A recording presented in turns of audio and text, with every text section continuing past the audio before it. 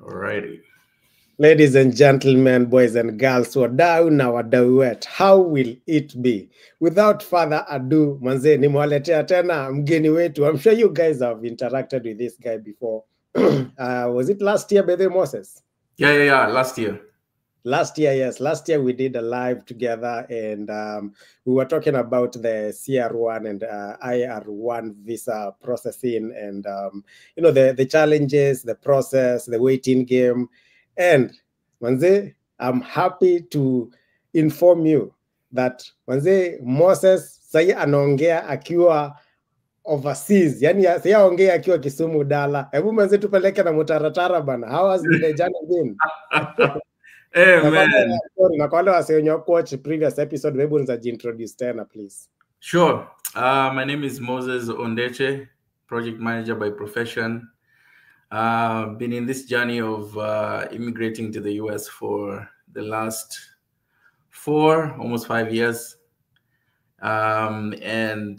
So we've of course been connecting with Joe for a while, and we had a conversation last year about the process. When we spoke last, I was still waiting for an interview date to be scheduled for me, and it's on a spousal visa, which they call the IR1 visa. So there are two aspects of it, but anyways, that was the journey then. And at this point, I'm in the US. So, bro, hey, miracle zifanyika. Hey, ni Mungu, man, ni God. Yani, I'm so thrilled. I never got a chance to speak to anyone when I was in Kenya, and at least in your transformation. But me being able to speak to you when you're in Kenya, now you're here. And yeah, God is grateful. God is great. But most importantly, you've been very consistent and persistent on the process. Hebu kwanza tupeleke hapo vile umegain a skin for the game. Umesikia aje hiyo hewa? Ni pamoto pale embassy ama kuko aje? Hey man, wacha sijui nianze wapi. I think I'll probably start from where we left off last year. So last year when we were talking, I was still waiting for an interview date. Now, of course, my wife and I, she lives here, so she's been visiting, as I told you before. So she had visited at the beginning of this year in January. She was here for the longest time she's been here, actually, which is 4 months. No, 3.5 months. Right. And so it was in March the 28th that we got the email. It was like, dude, confirmation of your interview. It's been scheduled for April 15th. And so at that point, we're like, okay, what do? We need to start quickly preparing. So the first thing is, one, plan for a medical, because I need to go for a medical before the interview. So we scheduled a medical for April 11th, which I went for the interview, the medical, which again is a very interesting thing because he's a medical man. You meet everyone from all over the world who lives in Kenya, come to interviews. You're like, IOM, right? Yes. Yes. Oh, but they never knew IOM is such like an international, that center for Gigiri. I never knew it's like an international like that. It holds like visitors from all over the place. Yes, it owns visitors from all over the place. It actually cares for, I think it's over 5, 6, or 7 countries. Oh, wow. So we have people from even the UAE who live here or have been here that go there for their visas, for their medical interview, medical tests before their interviews. So anyways, I get there in the morning. The interview was the medical was quite smooth. Like I didn't expect it to be that smooth. But we had to wait, of course, for a long time. But funny enough, it doesn't matter how much you prepare with documents, with medical history, my friend, you'll still have to cough money. Yeah. There's nothing for free. No, there's nothing for free, man. Yeah. So anyways, after the interview, after the medical, of course, I went for my interview 4 days later. And when I went for my interview, I went with my wife because she was in the country. But she was in Kenya then? She can't go in with me, of course. Okay. So she was stopped at the entrance. I went in. Hey man, that's the day I felt like it was cold, man. You get there in 6 in the morning, but it feels like you've been there since like it's like 4 a.m. Yeah. It's cold. There's a long line. Yeah. Hey man, that was the longest 3 hours of my life, man. Hey, the waiting. Are you talking about IOM? No, I finished with IOM. That medical I did on the 11th. How long was it at IOM? How long did it take? I was there for almost the whole day. I left at around 2, 3. Yeah, because I was wondering, IOM is usually almost the whole day. So 3 hours at the embassy. Yes. Felt like it will take forever. Yeah, it felt like eternity, man. Yeah. I was there for, actually it was 4 hours, because 3 hours of waiting, 1 hour for the process of coming in and doing all the process of leaving, scanning and all that.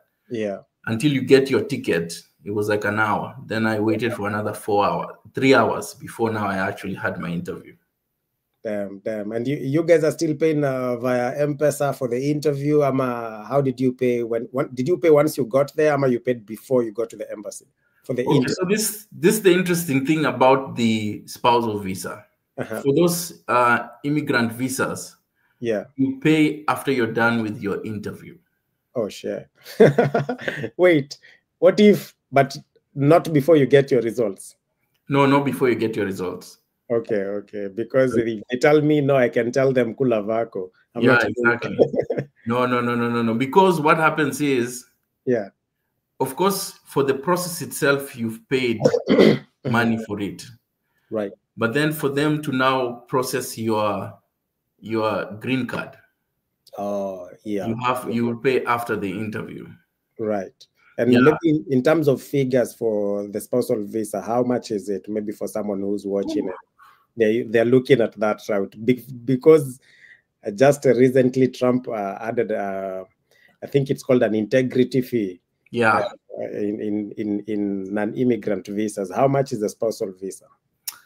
Wow, I don't know where to. For the whole process from rough estimate for all the payments. Yeah, roughly we're talking about around 600. I mean 650 or almost $700 US. Yeah, that's the figure that I had in mind as well. Yeah. So give and take for anyone who's planning to start the process, you need at least 100 to 150 G's Kenyan shillings. So if you're in Kenya, right? If you're looking at in dollars, around $600, and that is not the flight. That is not. Oh, that is just that is just the process fees that you have to pay. Yeah. Did you feel like you were confident and assured once you got there? You felt at some point you felt they might deny the application? Mazi, I will be honest with you. I went in there with no fear. Like I think ile tu maombi and the fact that you've like come that far, you're like, okay, I've prepared for this. Liwe liwalo. Like if they do say no, then you have to, the things like that you can start, the process of following up on them. Yeah. As in the reasons why, and but again, I went in there with peace, knowing that I've done all I could, and based on the case, it is a strong case. Even though you can't be sure, because again, they've denied people. I mean, I was seated there and people are leaving I literally saw like a handful of people living with pink slips. At this point, you're like, wamekuwa denied, but they have a smile because, of course, you're at the embassy. So it's like, okay, you leave with some kind of smile, but at the end, they've left, being denied. Yeah, and actually the pink slips are usually the majority of the people who go there live with pink slips. Yeah. The approvals are very few. But kuna kitu umesema hapo awali, you said that you felt confident because you were well prepared and all through you had done what was required. And that is very important because the guys at the embassy can tell, and they can see that in how you present yourself. They can tell if you're prepared and if you have everything that they're requesting. So the more confident you look, and the more prepared you look, actually, the less the questions they will ask. They will not even give a shit about you. They'll be like, yeah, right? You're very right, because even when I arrived at the counter, when they called my name and arrived at the counter, I met a lady. Funny enough, the other time when I went, I met a man, and of course, again, it's never about the gender. It's more about the strength of your case. Right. And that's what I realized when I got there. Do you know, they didn't even ask me for, well, the thing is, they asked me for documents that I used to apply. So like my certificate of good conduct had an updated one, but they never asked me for it. Yeah. They only asked me for the one I used to apply. Yeah. During the interview itself, the lady didn't even stare at me or look at me at all. She was she was just looking at the computer. She was facing two screens, one above her and one next to her. And she asked me about 8 questions, and she didn't even ask me for any evidence, even though I had a whole folder. Yeah. Of documents. Very good, because even me, when I went, I had like a whole folder and photocopies and copies, proofs and evidence. Exactly.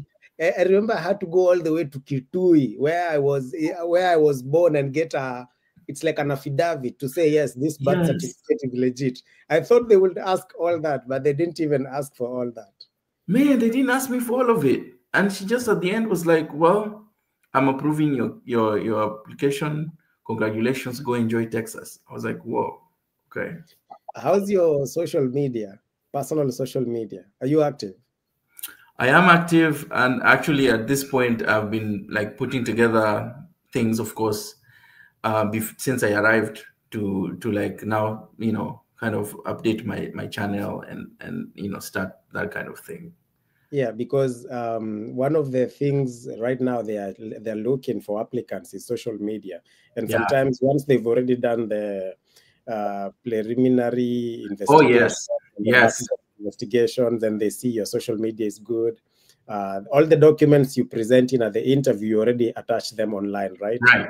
Yes. So they already have them. They already have them. Yeah, you're right. Social media. Yes, that was very like one of the things I knew with Donald Trump and leadership at the moment. They were very critical on. So my social media handles were like Facebook, Instagram, LinkedIn. I mean, of course, I'm not also a very outwardly spoken person when it comes to politics. But at the end of the day, Trump.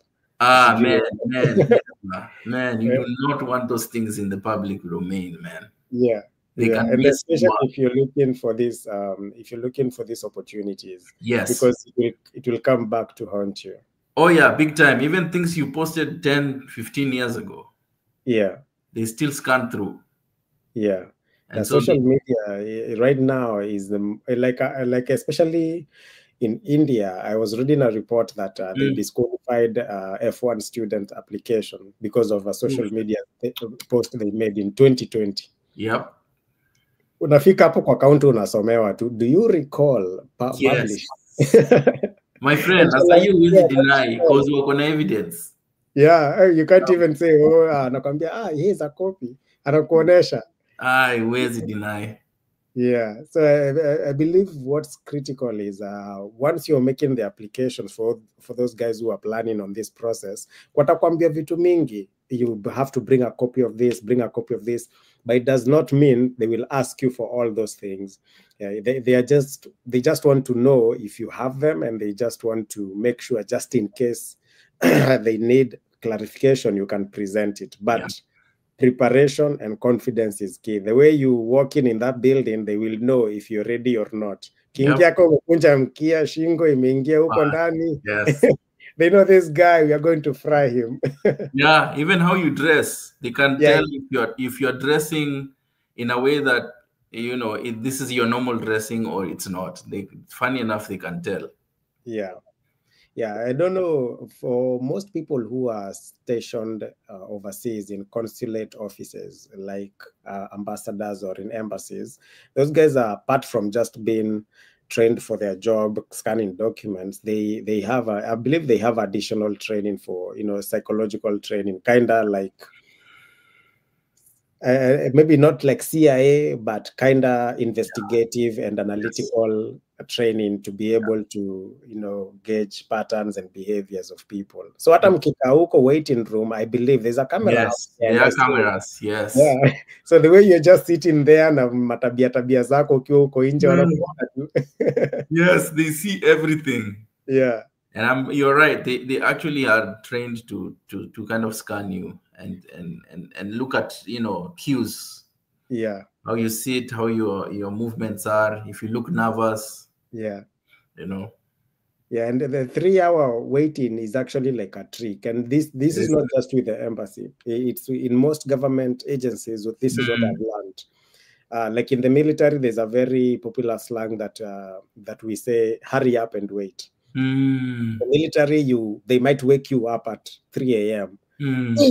Wake up, and there are bells ringing and people shouting, and all of a sudden, in less than 15 minutes, information. Or just for you to sit or stand there for the next 2-3 hours. Wow. Doing nothing. Wow. Just doing nothing, waiting for the chain of command to decide what next. What? Yeah, it's called hurry up and wait. They will hurry you up. They will give you mayhem. And then when you're ready, you're in action, you just stand there for 2 hours. So this is something I've learned in most government. It's a psychological thing, for you standing there or sitting there, someone is watching you and someone is watching your behavior and someone is watching your nonverbal cues. That is interesting. And that's still part of the interview. Yeah, it is. It is part of the interview. And it's interesting you mentioned that in the military because, of course, they are equipped with such skills even at the embassy. So correct. Yes.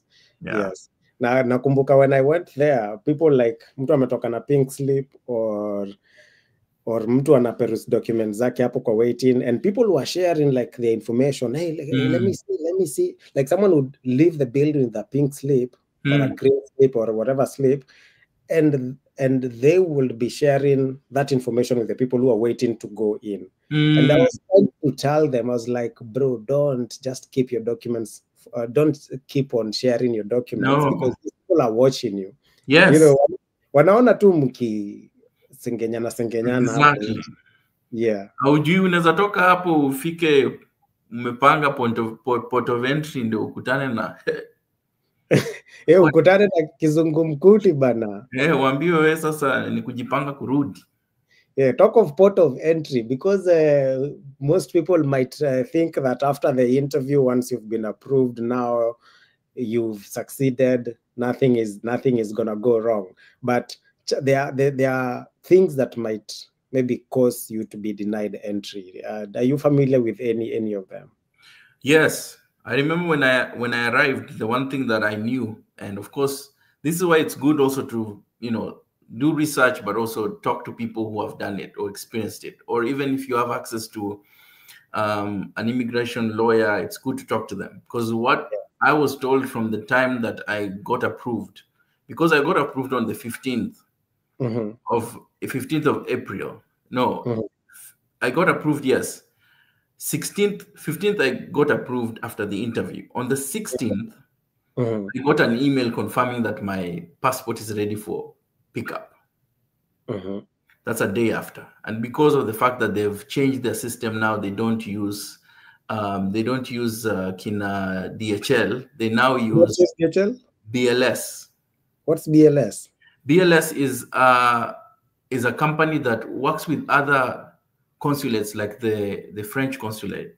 But the BLS is now actively I think it's also Saudi Arabia, but they're actively now the ones who are directly in charge of picking up your visa or passport after your interview. So they have been, BLS Kenya is now the one that's actively doing that. And it's funny because that's an email we got in, I think it was February.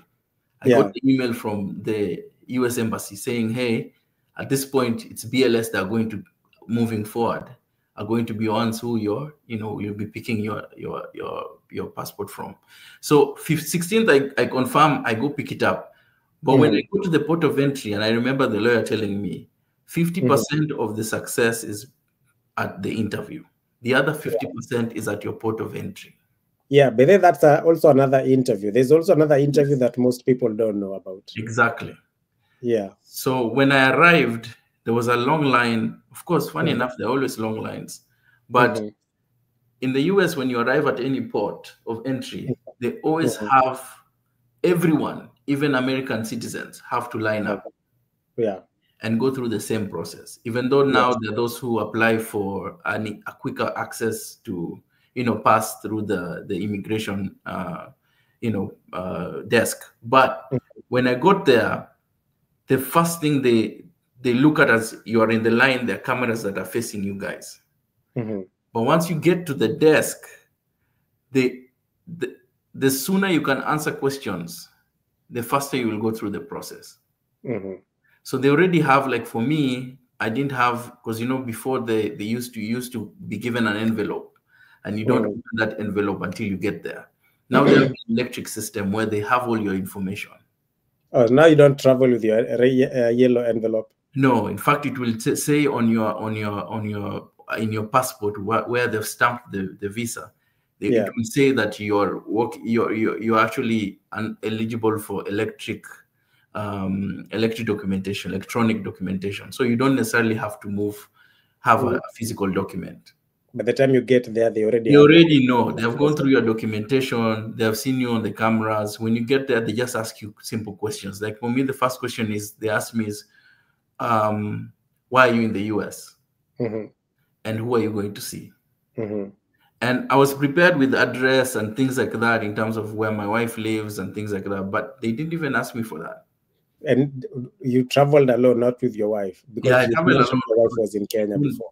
Yeah, sorry. She couldn't travel with me. So she had to travel earlier because of work. So I traveled alone. Oh, man, preparation is key. I remember when I got there, of course, there's the walk from the flight all the way to the check-in area, and I believe even that walk from the flight to the check-in area, they're watching you. Right. All those cameras are capturing all those people. Yep. And when you guys are at the queue, they are watching you as well. Yes. When I got there, the first question the guy asked me was, "So, where are you coming from?" And I said, "I'm coming from Nairobi, Kenya." But I had connected from Nairobi to Qatar to Dallas. So he was like, "Is this flight coming from Nairobi?" He actually pointed like this. "Is this flight coming from Nairobi?" I said, "No, this flight is from Qatar. I just started my journey in Nairobi." And then he said, "Okay, do you have any money with you?" And I said, "Yeah, I have some money." "How much?" I told him how much I had. And that was it. No, that was the cop. So we went to another room. Now that room, I believe, was the interview room or something, because we were sitting there. There were Mexicans, Americans, everyone was in there, but I was so tired. So I just put my bag on the ground and I fell asleep. I woke up when they were calling my name. What? Calling my name, I go to the counter, and this I think she was American Mexican. She looked Mexican, but her English was American. And she was like, it's like she was trying to ask me, "Who are your parents?" But according to that document, the DS-260, who I don't know, it's not what's the name of your parent, what's the name of your guardian or sponsor, or I think it's sponsor, or I think it's sponsor, because I tried to.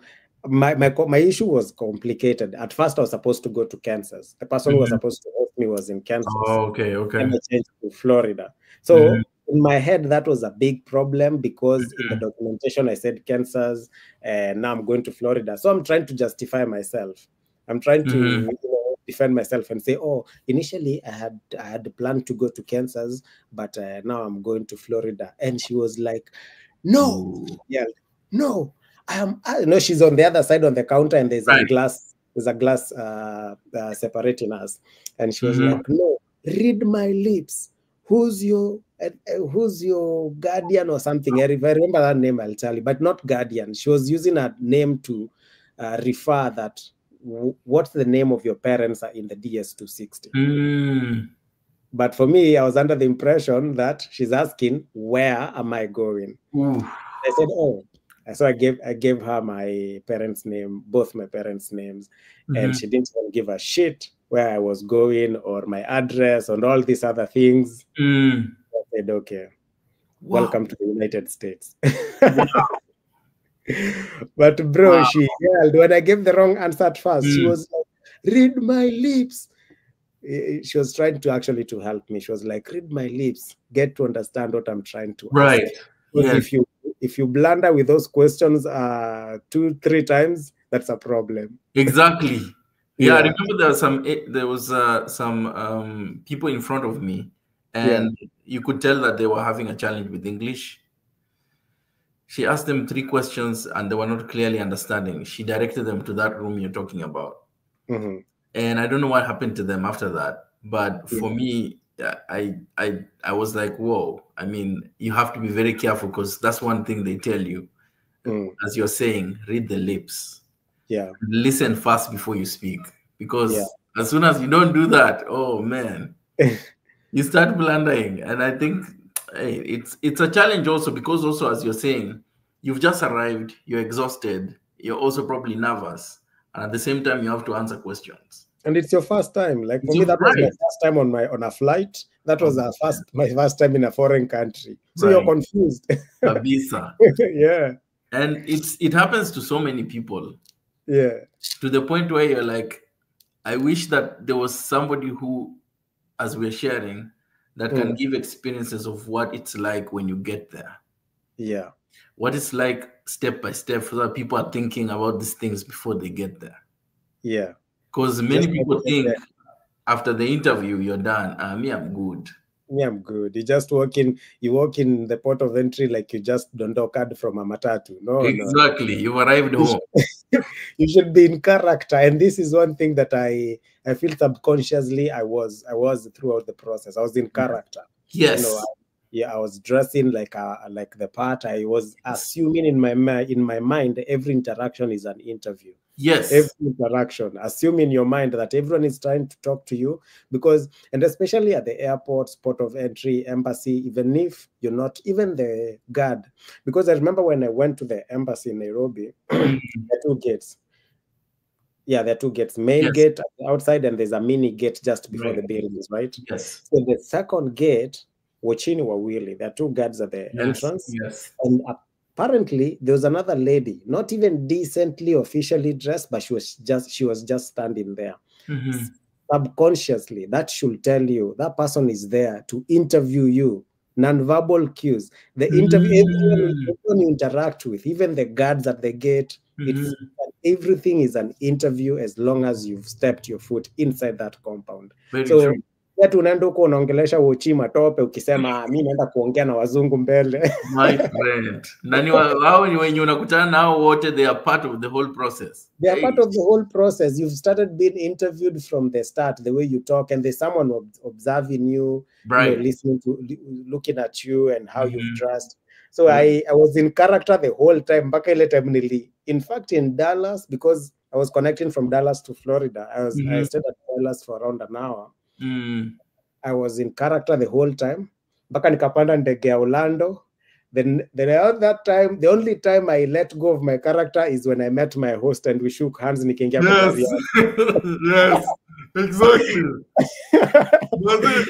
That is the time where now you are like, okay, now I can be myself. Now, I get out from this. Is this? I mean, it's not like you're not yourself, but you're getting out in this place where you have to be very serious about everything. You know? At ease, yeah.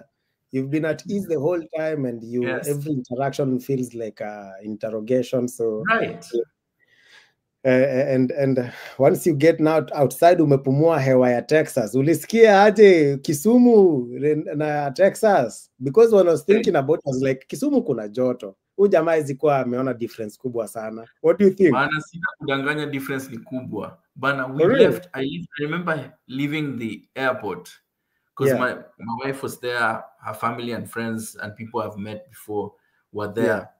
Yeah. And when we left the airport, as I was just pushing my own, luggage, my friend, ile hit ilinigonga tu nje ya airport Lambo.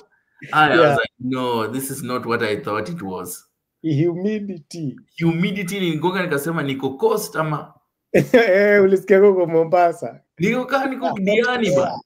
Yeah. Hey, the hot air. It's like, wait. And you see, it's like the level of humidity is even higher. Right. And you see here, it's dry. It's not like you are next to a water body. Hey, I was No. like, no, man, this is something new. Yeah. Na nikaambiwa ati bado. Wait until like the peak of summer, like in August, where it's like even 100 degrees Fahrenheit. We're talking about around 40, man. Yeah, Like kwa 7. sababu August ndio inakuwa mbaya. There's a time I was in Texas I think that was 2022 August. Right. Nilikuwa Texas. Suffered bana. The temperatures were hitting around 110, 104. Hey, I've been told that thing. I'm like, I mean, nitaka to indoors, man. Yeah. Hey, man, it's too hot, man. Bro, this me talking to you right now. We're in the same country. Feels like feels so good, manze. Feels so good to be true, and I'm glad, manze, God protect you njia yote. Thanks, man. It's been a journey, and I'm grateful for you, of course, and all the other Kenyans who have gone before us. Yeah, you guys have given us the hope that it can happen. Yeah, and not only that, but have given like tips to help us to prepare and get there, successfully. Because again, it's not guaranteed until you arrive. Yeah, You leave those airport gates that you've arrived, and again, that doesn't mean it's at the end. There are things you have to also be very careful about, so that you don't also get to a point where it's like, oh, you're being red flagged to be like, okay, you need to head back to your own country. So I think I'm grateful that I've gotten the opportunity to experience that. And of course, also there is the DV lottery, and I know right now there's been a lot of answers about it, and now people are trying to obviously now get news of where they are at with their applications and interviews specifically. And then there is now the spousal journey, which not many people go through. If they do, they have gone through the fiance, because it's more shorter. I get to the US faster, we can get married, and then we start the whole process.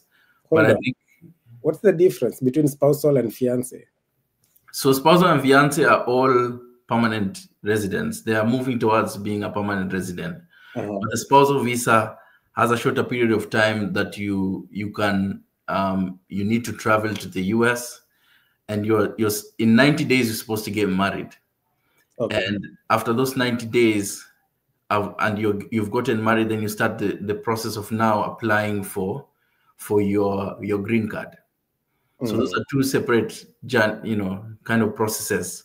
But then with the spousal visa, you are moving towards, it's already known that you want to, immigrate to the US. So you get married outside the US, and then you start the process of applying for spousal visa, which means that it's a longer period of time in terms of wait. If that's how it typically has been in the past. After COVID, it was like they have the similar period of time, because if I get to the US on a spousal visa, I am already, once I get my green card, I'm already a permanent, I'm moving towards a permanent resident in terms of being a citizen. Actually, I can apply within 3 years. But for a fiance visa, you once first have to get to the US, get married, then apply for the green card, which I, as a spousal visa applicant, I get within a few months. For you to apply and wait for that process to start, then you have to go, I think, for another interview before you can now get your green card. So you see, you've skipped some steps. Right. To go for the spousal visa journey, even though it looks like a longer wait, because they already know it's a permanent thing. Yeah. And so they do a process of being able to, one, ascertain how much of a strong case it is. Right. For a fiancé visa, you're not assured yet. Yeah, it's just a fiancé. Nothing is real until we see the marriage and exactly. And everything. Yeah. Yeah, and then you have another wait to know if it's actually real, or these guys. In fact, sometimes I think they wait to see if these guys are actually going to make it or not. Oh yeah, for sure, and Right. not just for people who are coming from other countries, African countries or other Asian countries, even for people who are here in the States. Because I Right. know a guy who came as a student, met a green card holder. The chick has been trying to apply for him the green card, and it's been 2 years now. I don't know what's going on, and Right. the green card is not yet here. Right. So I feel like that's the process you're talking about, where they have to see, they have to sit and wait and see if this is a real relationship, if it will stand the test of time. Exactly. And so if you're doing it through the spousal visa, you know, they have waited to see if it's actually happening in your own country. And then there is evidence you're showing that the marriage is still active and it's still strong. That was why, that is probably why your wife had to make trips to Kenya. Yeah. And, Legally, we would advise that would really support the case. Yeah, because it shows continuation of the relationship. Si ati mtu ameenda 3 years amjeonana. Imagine. So it's like, wait, there is no strength in this case because it looks like a transaction. Yeah. Right. Hey man, you've actually, and there's one thing that I've learned about the US government processes, not just the visa processes. Any US government process, as long as it's by the book, it's legit, high chances you will succeed. See, Ojo, the culture in African cultures, societies, is that the more kujuana, the more mlango ya nyuma, the more umepitia river road, the more you are to succeed. But the more straightforward it is, the more legit it is, you do not have anything to worry about.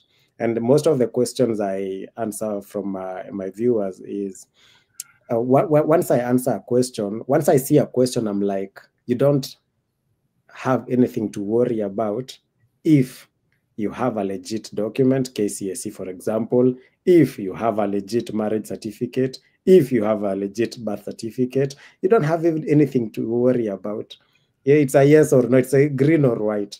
But yes. If you've cooked your document, I think most people, that's where, because as you've explained, if your case is strong, hakuna mambo mingi. Yeah, because they don't have any reason why they should deny it.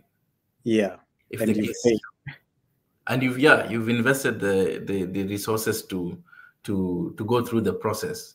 Mm-hmm. I think the challenge is for them to see the strength in the case at the beginning of the process, Mm-hmm. and then to see the strength of the case during the process, and then by the time you're going to the interview, I think most of the time they already understood done the case enough for them to make a decision and have a reason why they have not either denied or they have accepted. Right. Let's talk about project management, and I believe that has been your career, your profession back in Kenya. Do you think you're going that route here in the US, or you're shifting gears? I think having it as a background and experience, I think I will always be a project manager regardless of where I am. Yeah. But I think at the moment I'm kind of transitioning into something else. Yeah. Reason also seeing how project management functions in this country is kind of unique in itself, because it doesn't give more strength on the PM or project management side. It gives strength to what are the other skills you have. Right. So it's like they strengthen you, because there's project management in the medical field, project management even in the military, project management in the business aspect of things. Yeah. So it's like IT in itself, which I have a background in. So again, it's how versatile are you? Yeah. Apart from just the project management side. Yeah. Nice, man. And I wish you all the best. I keep on saying, for anyone who's new, I keep on saying, now you are in the world stage. The world is the stage now. Right. Yeah, you can do anything you want. Very true, man. Very true. Yeah. I'm actually very fascinated by cybersecurity. I think I'll be contacting you soon. Cybersecurity, yes. Me, I got a premonition. I believe that was in 2022. Yeah, and a friend of mine started talking about it, and man, right now, I'm in love. We can definitely link up, and for anyone who's listening to this podcast, we can link up at Cybersecurity Mtaani University. That's a different channel where we talk about cybersecurity. And right now I'm actually in school for cybersecurity, so I thought it would be a good opportunity for me to transfer what I'm learning to my viewers. Yes, awesome. Yeah, let's link up, and if you can start right now with cybersecurity and put your head down and stick to it right now, hey bro, you will not waste time like us. You know, us, we decided to do many things. We are like we are trying and failing, right. But you're in a good, you're heading towards a good direction. Thanks, man. I appreciate it. As I said, you guys have paved the way and are helping us to kind of not make the same mistakes or learn from things that will make it a more smoother process. Yeah. So lastly, as we wind up, for anyone who's watching this, two different categories of people. One is still in Africa or any other country overseas, and they are looking to immigrate using the CR1 or IR1 spousal or fiancé visa. The other person is probably in the States and they came through that route. Maybe let's talk about maybe the fiancé visa, and now they are on their waiting period, that period before they get their green card. Based on your experience now, what is the takeaway, the one thing that they should keep in mind to ensure that they're successful at the end? I think the first thing that I can say is, and I'll say probably three things. The first one is understand what they are looking for. Understand where their mindset is. What are the things that they want to see for your case to be effective in this whole process? So the first thing is they look at evidence. Is there evidence of actual, authentic, one, relationship?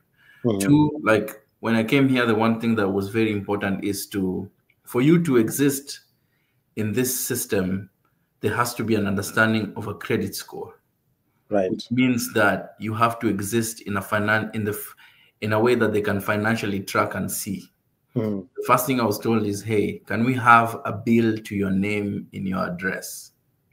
That is evidence of an address that you have, which then builds your case in whatever it is that you are following up, whether it is even as a person coming in on an education or other, a study or school kind of visa, like F1 visa, yes, or you're here on fiance or spousal visa, especially for those on a fiance visa, is have as much evidence of, hey, you're working somewhere, you're paying bills. If there are any kind of taxes that are required, you're paying those taxes, so that by the time that your case is getting to a point where they're doing an interview with you, they have evidence. The undeniable evidence is there. Right. That is one. Two, you have to also understand what goals do you have. And I remember my wife and I sat down when we were in Kenya and we talked about what are our dreams and goals as a family. What are the things that we want to do? Why did we choose to stay in the US and not Kenya? There were things that we talked about. And it's like having a plan and a desire and a vision of where you want to go helps you in this process, because it helps you anchor yourself on what you actually want to achieve. So I think a goal is very important. And sometimes it can look far-fetched, but at least you're making steps towards it. For someone on a spousal visa, it's what are the things I need to put in place? Because again, one thing I've realized is coming from an economy where almost 35-40% unemployment, you come to a place where employment can be very open and wide. Like there are many opportunities. You also realize that you have to also have a goal, because then you can jump into everything and not realize very quickly that, wait, I'm actually not meeting a goal I had. You're not making progress. You're mark timing. You're mark timing, and you realize here you can be hand to mouth very fast. Like you can start being in a frenzy where you're just focusing on the next paycheck and how can I make things work this month. It's very quick to get there. So it's like if you have a goal, it helps you to know, okay, I don't have to run over and go do everything. I have a goal, let me kind of help myself to achieve that goal. And those are plans we started in Kenya. And so it's having a goal is also very important, having a vision of where you want to go. Number 3 is understanding the fact that you are in a foreign country or you're going to a foreign country. And in that country, they have systems, they have their own processes. So it's understanding that there are things you will have to do to get to the point where you want to go. One is understanding that legal processes are different here and things are taken seriously. Like if you get yourself into legal problems, then you know for sure it's in your record. Like your record in itself is no longer blinded by the fact that there are no systems. There are actual systems to track every single thing from your driving and the fact that you got a ticket to somebody raised an issue with the police on something that was happening in your neighborhood. Like these things go into your record, your medical records from the time you interviewed or did a medical in Kenya. You realize that those things will be followed up. Interesting enough, if you go on a fiance visa, you come to the US, like the US, you will have to do another medical. For real? Yep, you have to do another medical by the time you do your interview. So again, it also is from a financial aspect is thinking, wait, what will make more sense for us, as a family? The other thing I didn't know and I knew later on by following people online is the fact that when you leave Kenya, you can request for NSSF to be like, hey, dude, I need my NSSF funds as I leave permanently to a different country. Give me my money. I'm done. Give me my money. I'm leaving. I'm tired with you guys. I never knew that is possible. I also didn't know until right before I was leaving, and I made an application. They were like, yes, this is a valid thing as long as we have evidence showing that give you money. You can say you're living permanently. So yes, give me my nini. Yes. Oh shit! I never knew that. And they can send it to you, even though it's taken a while. Even for now, I'm still following up on it. But from people who have gone before, they've said, hey man, it's actually a legal thing you can actually follow up with. And they can send you that money because, again, you're showing that you're going to continue the same in the other country. Again, that becomes like a safety net for people who have been paying that in Kenya. It kind of helps you as you're starting off in a different country, especially when it comes to an economy where your savings and investing can actually matter more to you because, again, you have the avenues to be able to save and make money.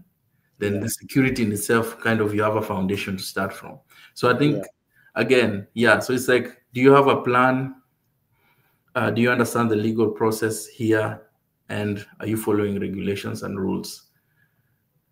Nice. Well put. Well put. Anyone who's already here through the going through the process, who's willing to come or planning to come, that lays out the foundation for what you might be looking for as you prepare or as you continue with your journey. And Manze Moses, thank you, Manze, for coming through for the second time.